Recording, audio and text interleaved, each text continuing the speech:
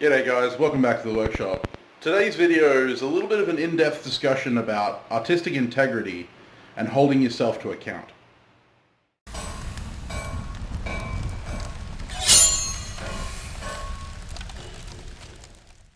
I'd like to preface this video by saying that this isn't about a specific person or a specific piece of work or anything like that, and it's not about people who are just into this for fun. This is more directed towards the people who are going to follow this kind of craft, blacksmithing, bladesmithing, any artistic craft, as a profession, or even as a part-time profession. The big thing is that there is a significant difference between making stuff for fun and just because you can, and making stuff to sell, stuff that's going to go out into the public and something that you're going to be representing yourself and others with. So this isn't really directed at anyone specifically. Again, it's more about the overall idea of artistic integrity. Now, one of the conversations that I've had quite a few times with people is the difference between an artisan and a tradesman. That line tends to get blurred with blacksmithing because for a long time, blacksmiths were tradesmen. That's what we were. People could get a trade in blacksmithing, they could have an apprenticeship, they could do their years and leave with a trade certificate, and they would be a crucial part of the infrastructure of society. They would constantly be putting forward work that was used in industry all over. These days, that is not the case. Blacksmithing is now a completely artisanal craft. You may be able to point out some areas where blacksmiths are still used in an industrial setting. Most of those will be around recreation of old pieces, maintenance of ancient buildings like the Notre Dame and all that kind of stuff. And while yes, that is technically an industrial purpose, I would argue that that is the exception that proves the rule rather than the opposite. That also being said, there aren't many schools of blacksmithing other than private schools that you personally go to that don't really have an accreditation so much as an electrician or a plumber would. So most of us in the blacksmithing and bladesmithing community are self-employed and in some cases self-taught, like myself. In which case we have entered that realm of artisanry. And there aren't any hard and fast rules. We don't require a trade certificate to make things to sell. We don't require any kind of certification to do this craft.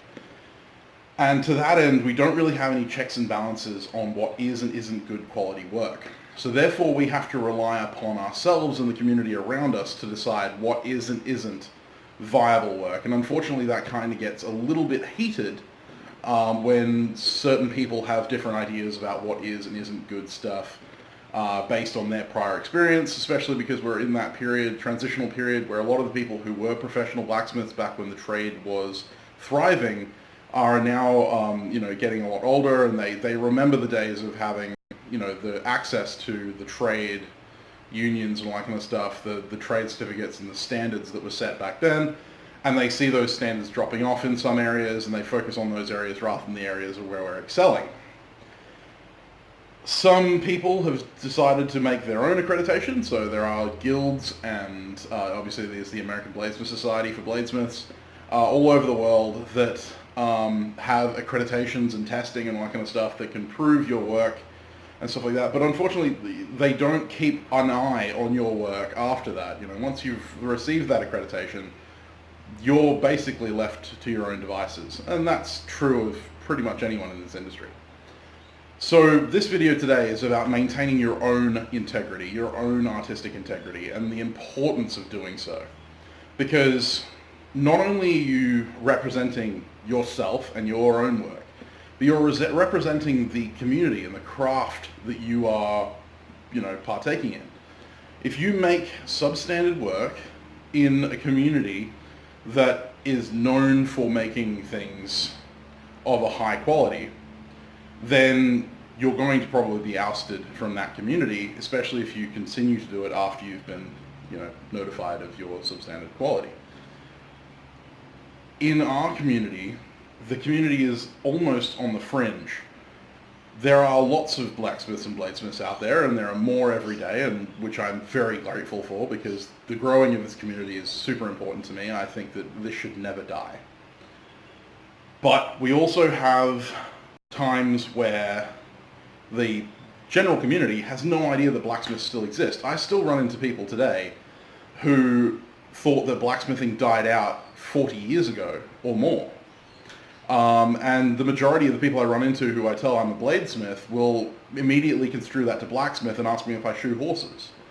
So, you know, we've got to be aware that the general community, although we're very aware of all of the other blacksmiths and bladesmiths out there, the general community often aren't.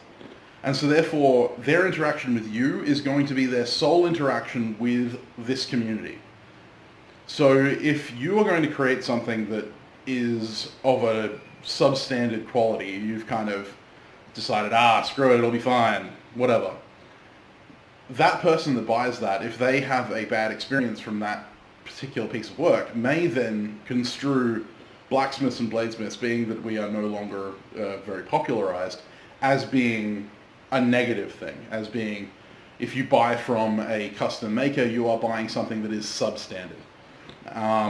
And reinforcing that idea that modern technology is going to always win out against handmade.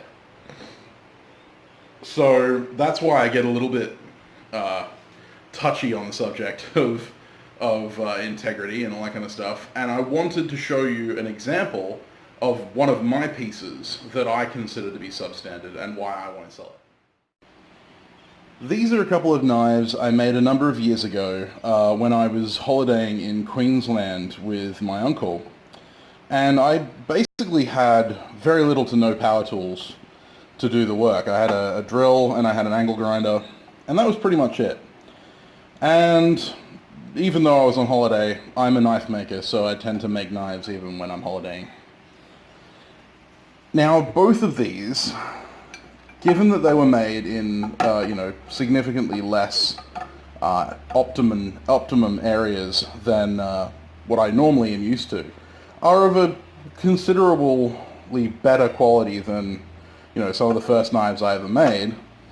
And I'm not unhappy with how they came out, given the time constraints and tooling I had. But I would never sell these. One is for the sentimental reasons, purely because this is a piece of my history, but also because there are fatal flaws in both of these that I believe set it apart from the rest of my work. On the very, very surface level, you've got your grind lines. Now, as I said, I had an angle grinder, and it should be quite obvious that there are still angle grinder marks in the blade all over. Not sure how close I can get it. Yeah, there we go. Splotches of angle grinder marks all up the blade that weren't sanded out. The clip is uneven. The bevel is slightly warped. There is glue in the guard fit because the guard didn't actually fit properly, and it actually had quite a gap. You can see the gap there that I just filled with epoxy. The pins actually stand proud of the material because they were sanded without a flat platen, so they lumped over instead of being nice and flush. There's epoxy at the guard fit up. There's epoxy at the scale fit up all the way around. The finish is, substandard. On this one, I have the same problem of epoxy being in the guard fit up because the guard fit up was terrible. There are actually linear cracks in the blade. This is some old shear steel wagon spring that I used to make this blade, and it had some microfractures in it from the hundreds of years it had been used. I think the spring was made in 1860, so the guard fit up is very suboptimal, and the pin is out of alignment. You can see it's way too low on the frame. It's going through the tang, but it's way too low on the frame. I also blew through the handle there and put some wood filler in it. And harder to see is that the design doesn't flow. Right, the spine follows along here, but then suddenly it steps up to the handle rather than flowing in. The bottom side isn't too bad, but this side, yeah, steps right up into the handle. Now, from a distance, these knives actually look pretty decent, but the moment you put them up close, that's when the problems start. And too many photos I see are taken at this range in this kind of lighting, and suddenly most of those flaws are invisible. Anyone can take a decent photo of a bad knife. You know, if I put it on the right angle, it looks good. But the moment that customer gets it in their hands, they're going to see those problems. Both of these are completely functional knives. Both of these have chopped through a 2x4 and still shaved arm hair afterwards. This one specifically I've used to clear brush and all kinds of fun stuff because it is a, you know, old school style, very rough and tumble, I don't care if I kind of scratch it up kind of blade. But neither of these I would ever sell because they're not of a better quality than a cheap, you know, kind of rip-off from, you know, Woolworth or something like that. Although you couldn't get this style, you would be able to get the quality. And that's where I think we fall down, is that we sell things based too much on the style of things and not enough on the function. If you're going to base your business around selling cool-looking stuff that is old and rugged and rustic and designed to be hung up on a wall to look like it was from the cowboy days, then that's fine. But the problem I have is that so many people represent their work as being superior, vastly superior, to what you can buy off the shelf when it just simply isn't true. And as a custom maker, that scares me because I rely on the community that buys custom knives, the collectors, and even the you know, single-time sellers, the hunters and stuff like that. I rely on their custom, and if I have a coworker or if I myself sabotage that image, the image of the custom maker, as to being a person who makes substandard stuff, charges way too much for it, and then runs off into the night without any kind of, you know, way to get it repaired or replaced, then that person is less likely to recommend a custom maker, even if it's not the same custom maker, to their friends. So, you know, when their friends come to them and say, oh, I want a custom knife, they say, oh, no, don't do that, because I bought a custom knife off this specific custom maker and it went bad. But they won't tell them about the specific custom maker, they'll just say custom makers as a whole are bad. The other thing is that from a personal point of view, from a personal standpoint, this is a representation of me. This is me in a physical object. As artists, and it's more understood in the world of music and authors, but as an artist, they portray themselves in their art. You know, when you listen to a piece of music, you normally can feel the singer's emotion, you can feel the songwriter's emotion, you hear it in the words. As far as an author goes, you read the author into some of the characters, into the way that the story plays out, you read into their worldview. In paintings, you tend to read that person's feelings and emotions, but also the quality of the work tends to read to the person as well. If you have a songwriter who writes incredibly bad lyrics that just don't rhyme and they don't flow properly, then you're going to assume that person is a bad songwriter. It may be that they just had a bad day and wrote a bad song, but they decided to publish it. And that's where it comes wrong. As a knife maker, I've made 1,000 knives that I haven't sold. I've forged so many blanks that I've ended up throwing in the bin straight from the forge because I knew I couldn't make it good. The reason for that is because anything that leaves the door, anything that leaves my hands into the hands of a customer is a direct representation of me personally. And when someone picks this knife up and sees my name on it, although in this case it's not marked, but a lot of my work now has my name on it, when they pick that tool up, that hammer, that axe, that knife, and they see my name on it, and they see the quality of the work, and they see that the quality is substandard, they're going to think I'm a substandard quality person. And that's not the kind of legacy that I want to leave, because realistically, this is going to outlive me.